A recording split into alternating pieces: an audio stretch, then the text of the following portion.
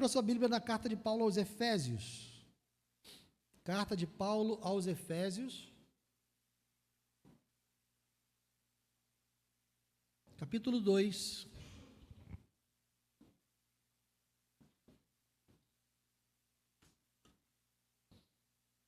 Carta de Paulo aos Efésios, capítulo 2.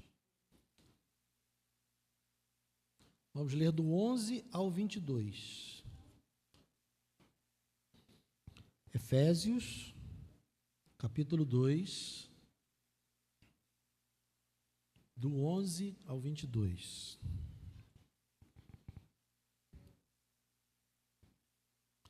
Diz assim: portanto, lembrem-se de que no passado vocês eram gentios na carne, chamados incircuncisão por aqueles que se intitularam circuncisão, que é feita na carne por mãos humanas. Naquele tempo, vocês estavam sem Cristo, separados da comunidade de Israel e estranho às alianças da promessa, não tendo esperança e sem Deus no mundo. Mas agora, em Cristo Jesus, vocês, que antes estavam longe, foram aproximados pelo sangue de Cristo, porque Ele é a nossa paz. De dois povos Ele fez um só, e na sua carne derrubou a parede de separação que estava no meio, a inimizade. Cristo aboliu a lei dos mandamentos na forma de ordenanças, para que dos dois criasse em si mesmo uma nova humanidade, fazendo a paz e reconciliasse ambos em um só corpo com Deus, por meio da cruz, destruindo a inimizade por meio dela. E quando veio, Cristo evangelizou a paz a vocês que estavam longe, e paz também aos que estavam perto, porque, por meio dele, ambos temos acesso ao Pai em um só Espírito. Assim, vocês não são mais estrangeiros e peregrinos, mas concidadãos dos santos e membros da família de Deus, edificados sobre o fundamento dos apóstolos e profetas, sendo Ele mesmo, Cristo Jesus, a pedra angular. Nele, todo o edifício, bem ajustado, cresce para ser um santuário dedicado ao Senhor. Nele também vocês estão sendo edificados junto com os outros para serem morada de Deus no Espírito. Pai amado, obrigado, Senhor. Obrigado pela Tua palavra, obrigado por esse texto que lemos agora. Que o Teu Espírito venha sobre nós nessa noite com graça, com misericórdia, com poder, ó Deus. Porque é de Ti que nós precisamos, é da Tua palavra, é dos Teus pensamentos, dos Teus ensinamentos. Então, ó Deus, que não seja eu, que não seja o meu pensar, o meu falar, mas que eu seja um instrumento nas Tuas mãos nessa noite, para a edificação do Teu povo, da Tua igreja, da Tua família, Senhor. Então, fala conosco, eu te peço, apesar de mim, em nome de Jesus. Amém. Pode sentar, querido.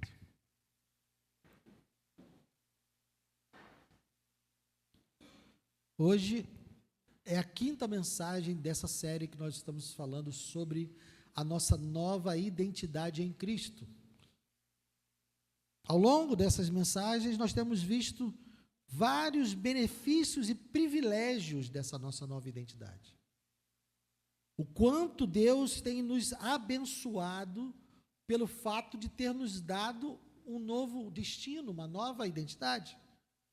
Nós já vimos que nós somos nova criação de Deus, já vimos que somos perdoados e redimidos, já vimos que somos filhos de Deus e já vimos que somos santos e irrepreensíveis diante de Deus.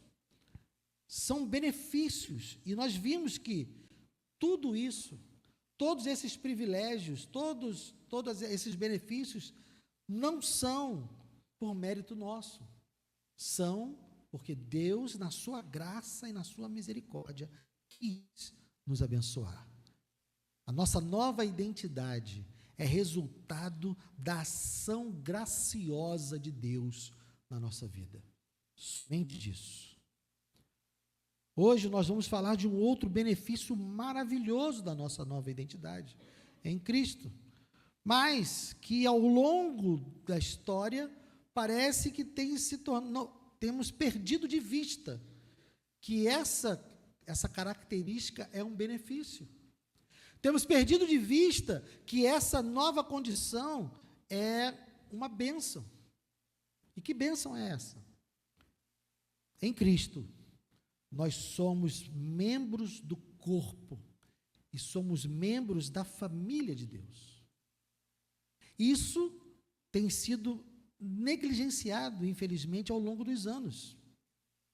No coração de muitos cristãos, aquilo que Deus nos deu como um presente, esse pertencimento que Deus nos deu como um privilégio, tem sido visto por muitos como um fardo, como um peso.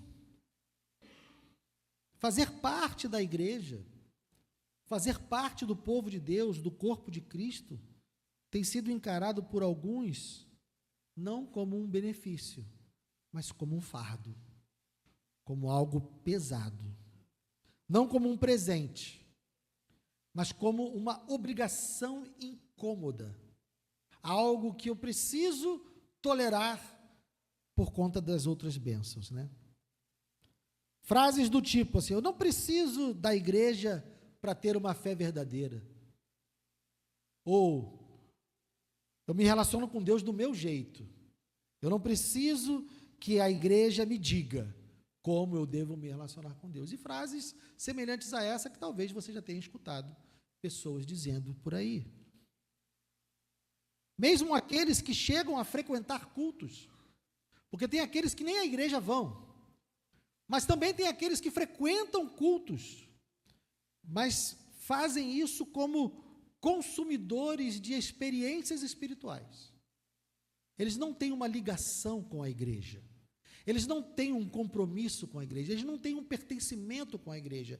Eles vêm e vão, pulam de comunidade em comunidade, procurando o melhor serviço religioso que ele pode encontrar.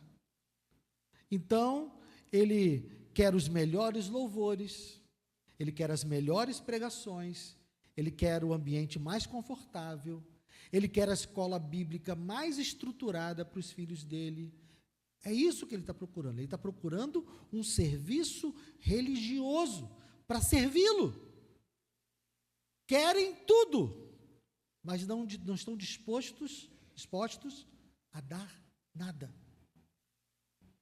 Infelizmente, há muitas pessoas hoje que estão desvalorizando esse privilégio que vem da nossa nova identidade em Cristo, que é o pertencimento.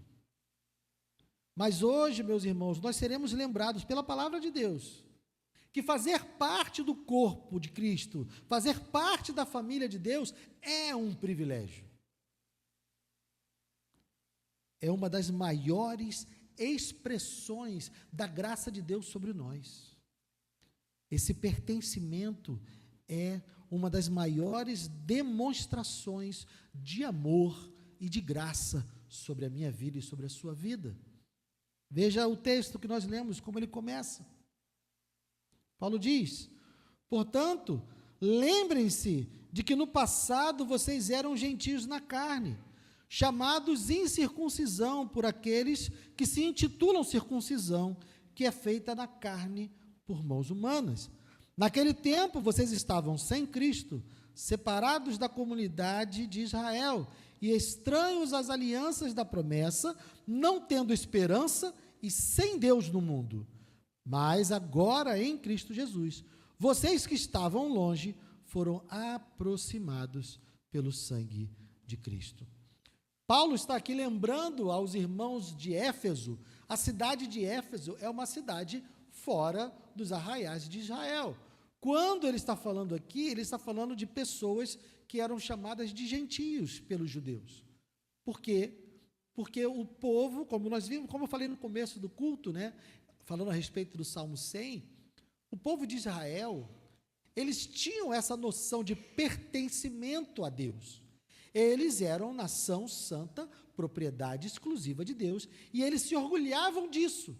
Então, o relacionamento que havia com o único Deus verdadeiro era feito pelo seu único povo escolhido.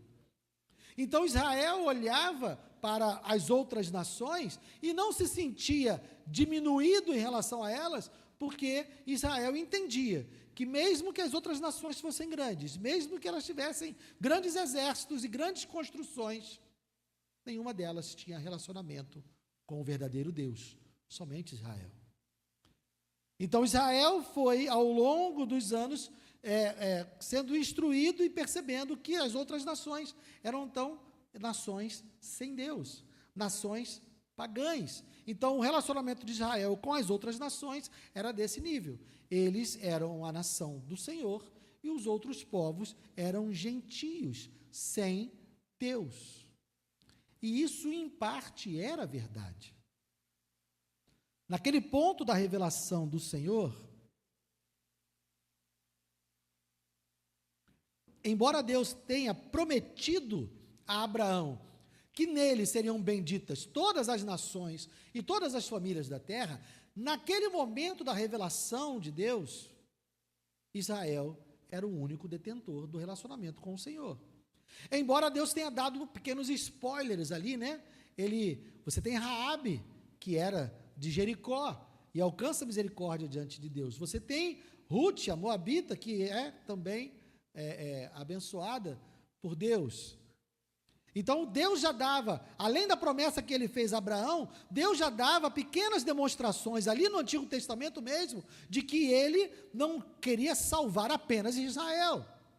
Mas Israel foi instruído a não se misturar com as outras nações, a não ter relacionamento com as outras nações. Então, havia uma separação entre a nação de Israel, o povo santo, o povo escolhido e as demais nações pagãs. Havia essa separação. Mas, agora, em Cristo, a revelação final de Deus, onde a promessa que ele fez a Abraão se cumpre de maneira plena, ou seja, em Abraão e na sua descendência seriam benditas todas as nações e todas as famílias da terra. Jesus é o cumprimento dessa promessa que Deus faz a Abraão. Na sua descendência serão benditas todas as nações da terra. E Jesus é descendente de Abraão. Então, agora, Paulo está trazendo a nova condição desses gentios que estão em Éfeso. Ele está dizendo, olha, vocês que eram chamados gentios, né, verso 11, portanto, lembrem-se de que vocês, no passado, vocês eram gentios, na carne, chamados em circuncisão por aqueles que se intitulam circuncisão.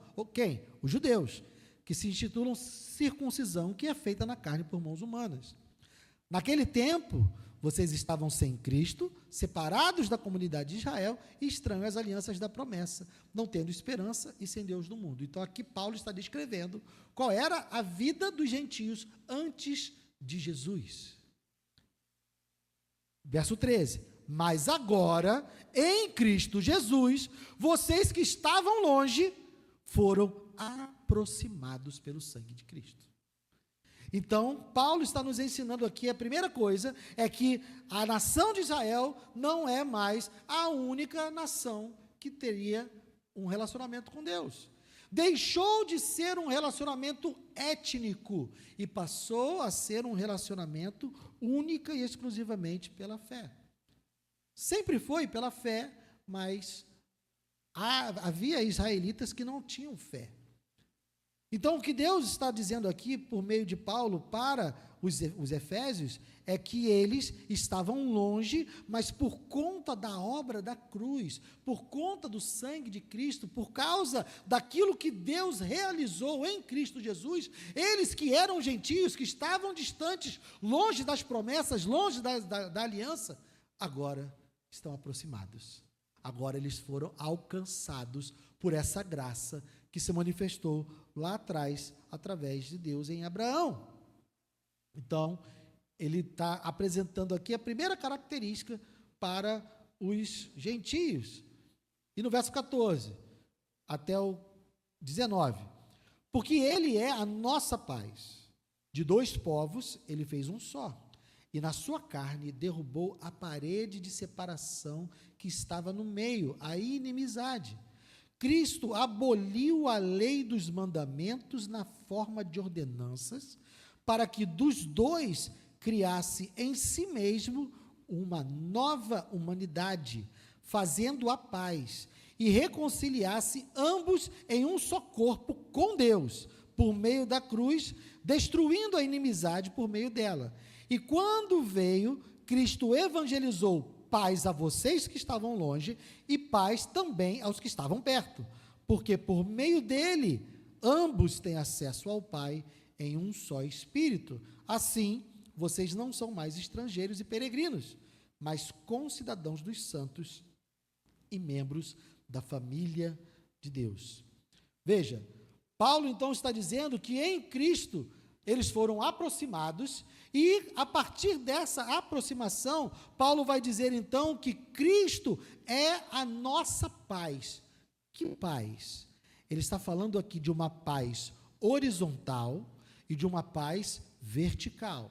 Uma paz horizontal no sentido que ele trouxe paz entre todos os judeus e todos os gentios, ou seja, todos aqueles que estão em Cristo precisam estar em paz uns com os outros. Ele trouxe paz entre eles e derrubou a parede de separação, essa inimizade. Alguns teólogos vão dizer, inclusive, que essa expressão, do verso 14, derrubou a parede de separação, está fazendo referência a um muro que havia no templo de Herodes, que separava o pátio dos gentios do restante do templo. Os gentios só poderiam chegar até aquele muro. Se eles passassem daquele muro, eles poderiam ser mortos. Então, quando Paulo está dizendo aqui que foi derrubada a parede que estava no meio, ou seja, essa inimizade entre judeus e gentios, ele está fazendo alusão a uma parte do templo de Herodes, porque Cristo aboliu a lei dos mandamentos. Esse muro também simbolizaria a lei dos mandamentos que separava os judeus dos gentios. Então, agora, em Cristo, ele está fazendo uma nova humanidade. Você se lembra que a nossa primeira mensagem foi falar que nós somos nova criação? Que nós somos novas criaturas, mas Deus não criou novas criaturas para viverem isoladas. Ele criou novas criaturas porque Ele estava criando uma nova humanidade. E essa nova humanidade, quando Ele criou essa nova humanidade, Ele fez a paz, não apenas a paz horizontal, mas também diz, e reconciliasse ambos em um só corpo com quem? Com Deus. Então, essa reconciliação que aconteceu entre judeus e gentios, também pela obra de Cristo, foi uma reconciliação que aconteceu deles, judeus e gentios, com Deus. Então, é a paz vertical. Verso 17, e quando veio, Cristo evangelizou paz a vocês que estavam longe, ou seja, evangelizou, pregou o evangelho, trouxe a boa notícia para os gentios, mas também evangelizou os que estavam perto, porque os judeus não eram salvos automaticamente, eles precisavam crer. Então, a obra de Cristo evangelizou os gentios e evangelizou também judeus. Evangelizou os que estavam longe e evangelizou os que estavam perto. Por quê? Era preciso evangelizar tanto um quanto outros, porque por meio dele, ou seja, por meio de Cristo, é que ambos, tanto judeus quanto gentios, têm acesso ao Pai em um só Espírito. Então, a obra da cruz une gentios e judeus numa nova humanidade, e essa nova humanidade é reconciliada com Deus, por meio de Cristo. Então, o verso 19 é a conclusão. Assim, dessa maneira, por causa disso, vocês, Efésios, vocês que eram gentios, vocês não são mais estrangeiros e peregrinos, mas são o quê? Concidadãos dos santos e membros da família de Deus. Todo aquele que está em Cristo é membro da família de Deus. Isso quer dizer o quê, meus irmãos? Isso quer dizer que a nossa salvação, que o plano de Deus para nós, inclui algo maior do que nós mesmos. Versos 20 ao 22. Edificados sobre o fundamento dos apóstolos e profetas, sendo ele mesmo, Cristo Jesus, a pedra angular. Ou seja, nós somos membros, vamos ler o 19 e o 20 para fazer mais sentido, né? Assim, vocês não são mais estrangeiros e peregrinos, mas concidadãos dos santos e membros da família de Deus, edificados sobre o fundamento dos apóstolos e profetas, sendo ele mesmo, Cristo Jesus, a pedra angular. A pedra angular é a pedra fundamental, é como se fosse o alicerce, né? Nele, todo o edifício bem ajustado cresce para ser um santuário dedicado ao Senhor. Nele também vocês estão sendo edificados junto com os outros para serem morada de Deus no Espírito. Nós seríamos declarados gentios, mas não há mais essa separação. Não há mais entre nós judeus e gentios. Não há mais entre nós judeus e gregos. Não há mais nenhuma distinção entre nós, porque todas as barreiras de inimizade foram jogadas por terra e nós fomos incluídos em algo maior.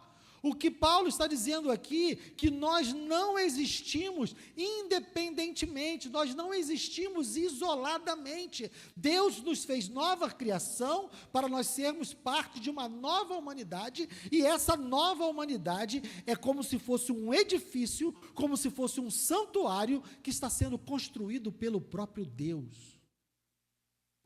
Eu e você somos tijolos, somos pedras vivas, como Pedro vai dizer lá na sua primeira carta. Nós somos pedras vivas na mão do Senhor, e Ele está edificando para si mesmo um santuário. É isso que nós somos.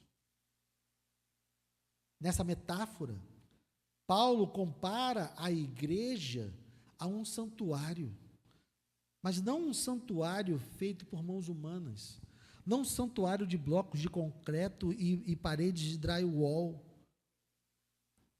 Ele está falando de um santuário construído por Ele mesmo, usando a mim e a você como parte dessa construção maravilhosa. Então pense, quando Deus salva cada um de nós, é como se Ele estivesse moldando uma parte do santuário que Ele está construindo. Nenhum de nós foi salvo. O sangue de Jesus não foi derramado por nós individualmente. Embora a salvação seja algo individual, Deus não planeja que nós permaneçamos separados. Quando Ele nos resgata do império das trevas, quando Ele faz de nós nova humanidade, nova criação, Ele está nos moldando de acordo com a construção que Ele está realizando. Nós só temos sentido, a nossa salvação só tem sentido numa expressão coletiva. Não há sentido numa salvação individual para se viver sozinho, porque todas as metáforas que há na Bíblia a respeito da igreja são metáforas de coletividade. Você vai ver Paulo chamando a igreja de corpo, falando dos seus vários membros. Você vai ver Paulo falando da igreja como um edifício. Você vai ver a Bíblia falando da igreja como uma família, como um rebanho, como uma nação. Então, não há que se falar de uma igreja de uma pessoa só. Nós, quando somos salvos, quando recebemos a nova identidade em Cristo, com todos aqueles benefícios que nós já vimos até agora, são para que nós fôssemos incluídos nessa família. Então, em Cristo, nós somos feitos membros do corpo e parte da família de Deus. Isso está no escopo do plano de Deus. Quais são as implicações disso, então, meus irmãos? De que maneira isso impacta as nossas vidas e a maneira como nós vivemos hoje? De que maneira isso deve ditar o nosso comportamento? Primeiro, ser incluído na família de Deus é um privilégio, que só é possível por causa da obra de Cristo. Custou caro colocar você nessa família. Custou caro colocar você como membro desse corpo. Algo que eu e você não temos como pagar. É algo caríssimo que nos foi dado gratuitamente. Então, pertencer à igreja, pertencer ao corpo de Cristo, pertencer à família de Deus, é um privilégio caríssimo, que foi comprado com o sangue do Filho do Deus Altíssimo. E Ele pagou esse preço para colocar você aqui. Lembre-se disso. Algo que era restrito lá no Antigo Testamento, agora é amplo para todos nós e é um privilégio. Então, a primeira implicação disso é: não veja a sua permanência no corpo, não veja a sua participação na igreja como um fardo. É um privilégio que custou caro, caríssimo. Segunda implicação: a salvação que Deus traz aos pecadores é com esse objetivo. O objetivo de Deus, quando planejou o perdão dos nossos pecados através do sacrifício do seu Filho, não foi simplesmente nos salvar. Foi nos salvar para que nós pudéssemos ter um relacionamento com Ele e vivermos com Ele em comunidade, porque o nosso próprio Deus não é uma unidade, o nosso Deus é um Deus triuno. A característica do nosso Deus não é de uma unidade, o nosso Deus é um só, mas que se manifesta em três pessoas. Então a própria essência de Deus é comunitária. Você já parou para pensar nisso? Deus, quando não havia criado nada, Ele já era uma comunidade de Pai, Filho e Espírito Santo. Então o nosso Deus existe comunitariamente, e quando Ele nos salva, quando Ele perdoa os nossos pecados através da cruz, tudo o que Ele fez é para que nós pudéssemos ser incluídos nessa comunidade. Então tudo o que Deus fez é com o propósito de nós sermos incluídos nessa comunidade. Rejeitar essa identidade comunitária, rejeitar essa identidade coletiva, é rejeitar a identidade como um todo. Não há que se falar de um cristão sem igreja. Não há que se falar de Cristo sem igreja. Isso é algo completamente estranho às Escrituras. Não existe Cristo sem igreja, e não existe cristão sem igreja. Porque esse não é o propósito e nunca foi o propósito. Se você tem uma resistência com a igreja, investigue o seu coração. Se volte para Deus. Se volte para aquele que você entende que é o seu Salvador. Porque Ele não salvou você para viver sozinho. Ele salvou você para incluir você nessa comunidade. E se no seu coração há alguma resistência à comunidade, você precisa investigar o seu coração. Terceira coisa. Se você então é uma nova criação, se você é redimido, perdoado, se você é filho de Deus, se você é santo e irrepreensível, necessariamente você faz parte da obra que Deus está realizando aqui na terra. Não há peças soltas no quebra-cabeça de Deus. Nas pedras vivas que Ele está formando, nas partes do edifício que Ele está transformando, não há sobressalentes. Tudo que Deus está edificando para si, Ele está edificando com todas as peças. Nós somos pedras vivas. Nele também vocês estão sendo edificados junto com os outros para serem moradas de Deus no Espírito. Não há nenhum de nós que esteja fora desse propósito. Então, nós precisamos encontrar o nosso lugar. Ele colocou você aqui por uma razão. Ele tem um propósito para você aqui nesse lugar. Não existem peças de reposição, não existem peças sobressalentes, não existe time reserva na mão de Deus. Não há por que nós imaginarmos 11 jogando no campo, enquanto tem 5 sentados no banco. No time de Deus, todos estão fazendo parte da construção. Você faz parte da construção de Deus, da coletividade, da comunidade e do propósito que Ele tem para essa comunidade. Então,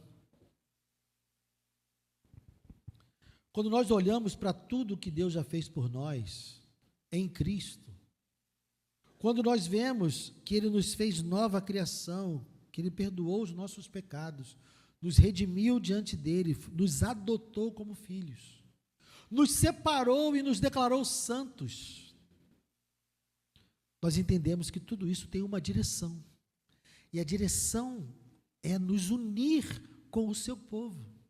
A intenção de Deus é nos incluir na sua família. A vida cristã não é uma jornada solitária.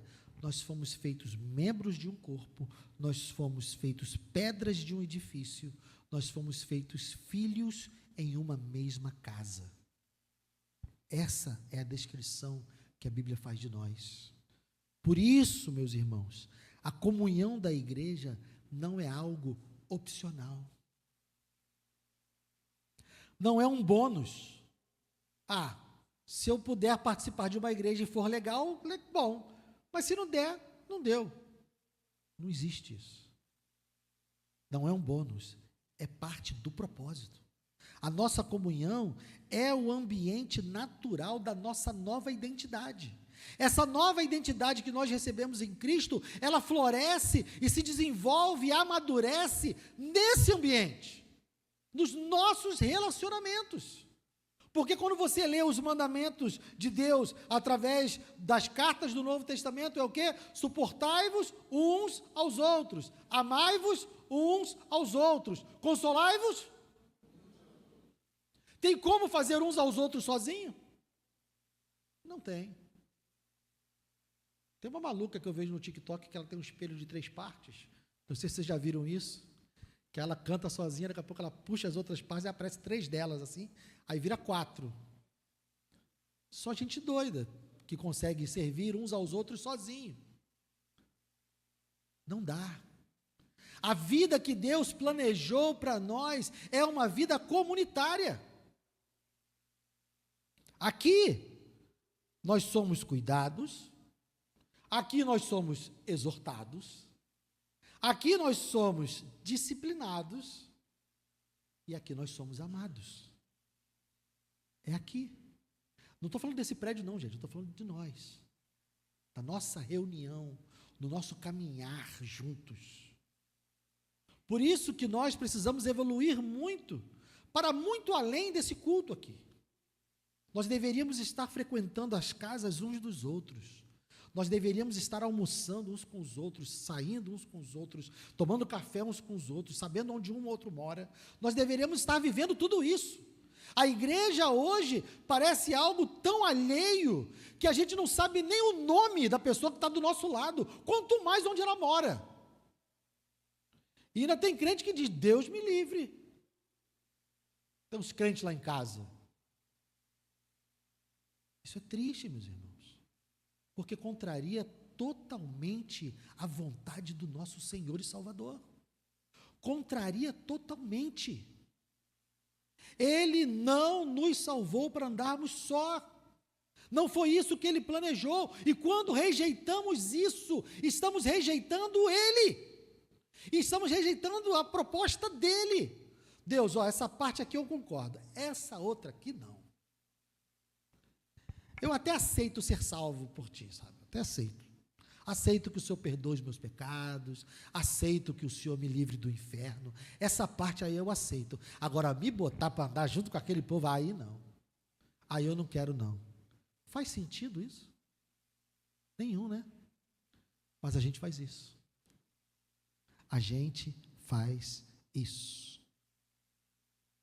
Se Deus te colocou nesse corpo, meu irmão e minha irmã, foi Deus que te colocou nesse corpo. Ele tem uma função para você nele. Nós não estamos aqui apenas para receber, nós estamos aqui para contribuir. Eu sempre digo, meus irmãos, eu não acordei de manhã lá em Realengo e pensei, tá muito fácil ser crente aqui em Realengo, eu quero uma igreja que fica a 30 quilômetros da minha casa e vou para lá. Meus irmãos, se eu estou aqui morando em Realengo, é porque Deus me colocou aqui, eu creio nisso, e é isso que me faz levantar e dirigir 30 quilômetros para chegar aqui. É isso que me faz sair daqui às vezes à noite, cansado, e dirigir 30 quilômetros para voltar para casa. O que dá sentido a isso é o fato de que foi Deus que me colocou aqui. Eu não escolhi vocês, meus irmãos, por mais que eu os ame, eu teria escolhido alguém bem mais perto da minha casa.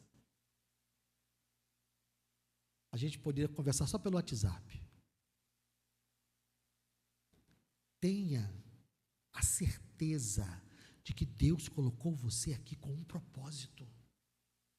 E quando você tiver uma dificuldade aqui, lembre-se que Deus colocou você aqui com um propósito. Quando você acordar de manhã não querendo ver a nossa cara, lembre-se que Deus colocou você aqui com um propósito. Ele quer você aqui. Não para que você apenas receba algo, você vai receber algo por estar aqui, mas Ele também quer que você dê algo. Porque Ele deu algo para você que só tem em você. Ele deu um dom para você que só você vai poder suprir essa comunidade com esse dom. Porque Ele coloca cada membro de acordo com sua disposição, como Ele quer. Então, se Ele colocou você aqui, porque Ele deu algo para você dar para a gente. Você está nos negando algo, se você não está contribuindo. Está faltando algo aqui. Tem algo a mais que nós poderíamos ter. Tem algo a mais que nós poderíamos estar aproveitando, que Deus colocou na sua vida. E você não está dando. Então saiba que todos nós temos um propósito para estarmos aqui. Estar nos cultos é importante. Mas Deus te deu uma nova identidade para você fazer muito mais do que isso. Você foi colocado aqui para ser bênção e também ser abençoado. Mas pense, olhe para os dons que Deus deu a você, olhe para aquilo que Deus colocou nas suas mãos, e eu não sei o que é, pode ser um talento, pode ser tempo, pode ser a disposição para ouvir, pode ser um café maravilhoso que só você sabe fazer, eu não sei. Mas Deus te deu um dom e Ele colocou você aqui com um propósito. Não nos negue isso. Procure, porque há lugar para você aqui. A escola bíblica precisa, a juventude precisa, os homens precisam, as mulheres precisam. Todo lugar, grupo de intercessão precisa. Pessoal da ação social precisa. Eu duvido que se você se levantar hoje e escolher qualquer lugar dessa igreja para servir, eu duvido que alguém vai dizer assim, não precisa não. Está tranquilo, está cheio, está completo o time. Duvido. E eu acho que se você está aqui há algum tempo, eu acho que você sabe disso. Então, investigue o seu coração, reveja o seu relacionamento com essa igreja onde Deus colocou você. E dê aquilo que Deus deu a você. Porque nós estamos sem, porque você não está querendo dar. Amém? Então, meus irmãos, é um privilégio. O Deus Todo-Poderoso, que tem todos os recursos, que pode fazer o que quiser, como quiser e quando quiser, Ele escolheu abençoar essa igreja por meio de você. É um privilégio. Vamos ficar de pé.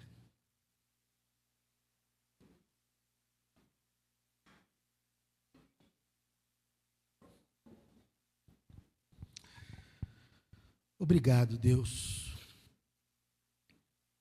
Obrigado por nos ensinar a vida em comunidade, Senhor. Temos tanto a aprender ainda. Estamos tão parecidos com o mundo, com cada um vivendo a sua vida de forma isolada. Embora nos reunamos aqui semanalmente, estamos cada um vivendo a sua própria vida, isolados nos seus próprios mundos, vivendo os seus próprios planos, chorando os seus próprios dramas, se alegrando com as suas próprias conquistas. Estamos longe, Senhor, de sermos a comunidade que Paulo descreve aqui, porque não estamos chorando juntos, estamos chorando sozinhos. Não estamos nos alegrando juntos, estamos nos alegrando sozinhos. Não estamos crescendo juntos, estamos tentando ser melhores sozinhos. E não entendemos que tudo isso é inútil, porque o Senhor determinou que isso só aconteceria em comunidade. O Senhor quis que todo o nosso crescimento, todo o nosso desenvolvimento, todo o nosso relacionamento, amadurecimento, tudo acontecesse em comunidade. Então, ó Deus, opera um milagre nos nossos corações, ó Deus, porque nós estamos iguaizinhos ao mundo, trancados nas nossas casas, vivendo as nossas vidas isolados, não querendo compartilhar nada, nem alegrias, nem dores, muito menos dinheiro.